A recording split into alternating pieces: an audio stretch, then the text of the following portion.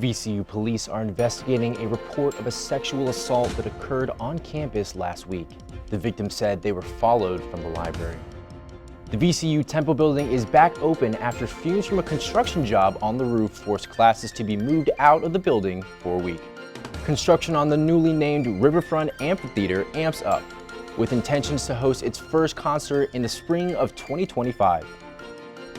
VCU InSight starts now.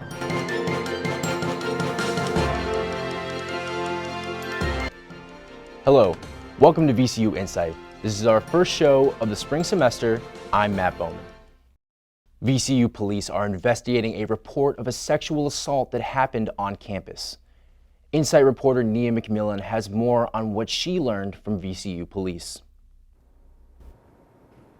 I'm currently standing at West Franklin and West Gray Street, where police believe the person was attacked in an alley. According to VCU police, it happened last Friday. The victim says they were followed from Cabell Library by two males. Police say the sexual assault happened in an alley of West Franklin and West Gray Streets. One suspect is described as a tall white male, 40 to 50 years old, with a gray beard, while the other suspect was described as a white male in his late teens to early 20s with sandy blonde hair. I reached out to VCU police, however, they aren't providing any information as of right now. However, if you or someone you know has any information regarding the incident, please reach out to police at 804-828-1234. Reporting for VCU InSight and the newsroom at VCU News, I'm Nia McMillan. Students are now able to attend classes in the VCU Temple building. It was temporarily closed last week because of fumes from construction work on the roof. Students and faculty were told no classes could be held in the building after complaints about the smell. Originally, the building was to be closed until February 23rd, when the project was supposed to be complete. Now, according to the dean, construction has been put on pause, and after monitoring air quality in the building, classes are able to resume. No word yet on when the construction project will continue. For the first time in university history, VCU selects a podcast as part of the required curriculum for first-year students. InSight reporter Carly Woodcock has more on this new learning experience for students. The podcast is called Memory Wars, and students can actually just listen to it on their cell phones. The podcast will be taught in two courses, introducing students to complex social issues. Memory Wars was created by two Richmond journalists, Mallory No Payne and Michael Paul Williams, and aired on NPR.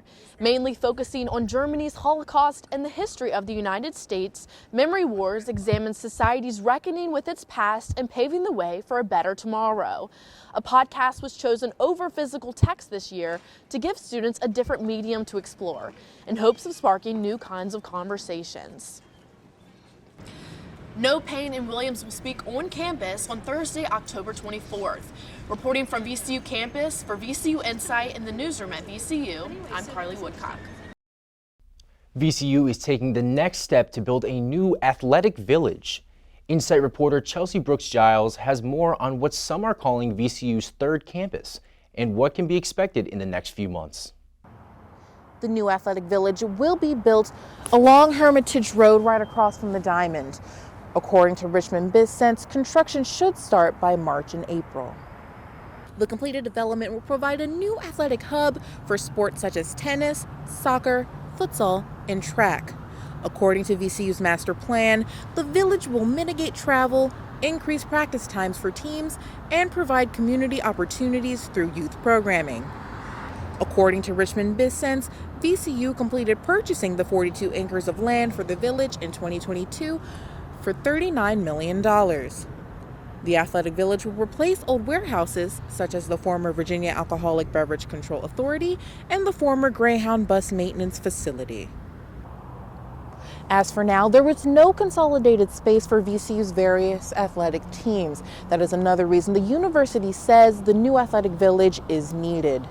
For VCU InSight in the newsroom at VCU, I'm Chelsea Brooks-Giles. The River City is about to get a bit more lively as new construction on the new Riverfront amphitheater starts now. InSight reporter Nia McMillan is near the site with more on how Richmonders are reacting to the project. It's a beautiful day out here, and just behind me you can see where construction crews have began working on what will soon be the city's new attraction. The amphitheater is the first of its kind in Richmond. It's a 4-acre site that will include over 30 shows and will also feature events like festivals, community gatherings, and other special events. The venue can hold up to 7,500 people. According to the developer, the new amphitheater is expected to be completed by summer 2025, which also has Richmonders flowing with anticipation. Music and theater or dance or whatever they can bring here, it'll bring some entertainment. The amphitheater is a partnership between Red Light Events and Live Nation. They say bringing in top-class performers will generate over $30 million in revenue each year and provide over 300 jobs. Developers also say they chose this location because it features the Richmond skyline, which can be seen to both my right and my left. Developers also say that they chose this location as an homage to Richmond's beauty. Reporting for VCU InSight and the newsroom at VCU News, I'm Nia McMillan. The Greater Richmond Transit Company is extending into Chesterfield County, connecting more residents to the south side. Take a look at the longer Route 1A. It will extend 8 miles into Chesterfield along Midlothian Turnpike. GRTC officials told VPM this bus will connect residents in downtown Richmond and the south side with job opportunities and shopping along the Midlothian corridor. Other notable services improvements include running pulse buses every 10 minutes and from downtown to Shore Pump every 15 minutes on weekdays. A proposal to begin legal retail marijuana sales in Virginia as early as January 2025 is gaining momentum within the state legislature.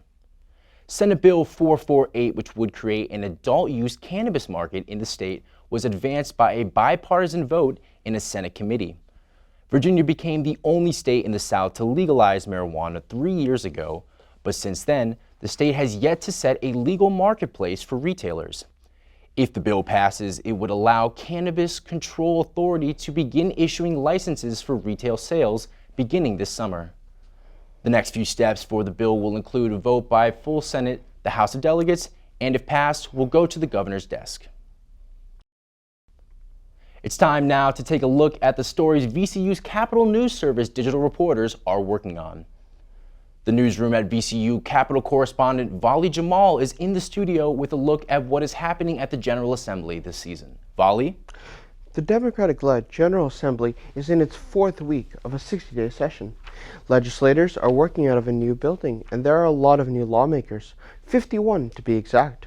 Over 2,400 bills are being filed this session. Most bills are still being worked on in committee. Some key proposals include tightening firearm restrictions, improving teacher retention, and creating better housing opportunities. Delegate Carrie Coyner held a press conference with the Virginia Housing Alliance and other supporting organizations last week. They presented a program which would allow 5,000 low-income families in the Commonwealth to apply for a rent relief program. 3 gun control bills just passed the state Senate, including measures that limit ownership of an assault weapon and open carry. The bills still need to pass the House. In the House, a bill now moving to the Senate restricts out-of-state gun licenses. Democrat Delegate Dan Helmer argues the bill simply ensures gun owners are not in violation of any of the 22 reasons that bar them from a concealed carry permit. Another bill moving forward in the House, which bans guns 100 feet from polling places, Republicans have argued these bills go too far and impact law-abiding gun owners. State statistics show that Virginia had more than 3,500 teacher vacancies in the previous school year. That's why Senator Glenn Sturtevant asked a Senate committee to pass a resolution asking for a state commission study on the effects of salaries, benefits, and other factors on teacher retention. Senator Sturtevant says the resolution was presented to him by the Retired Teachers Association. It would be identifying areas where the Commonwealth can do better through either programming or support or funding, where our localities can do things a little bit differently to help teachers deal with the challenges. Sturtevant was unsuccessful in making his case to the committee. Democrat senators thought the proposal was too similar to a recent study. Reporting for VCU's Capital News Service and the newsroom at VCU, I'm Fali Jamal. Get ready for a taste of spring this weekend. Friday, the high will be in the 60s during the day and high 40s at night. Saturday, highs during the day are in the 60s. It'll be colder at night. Temperatures dip back down next week.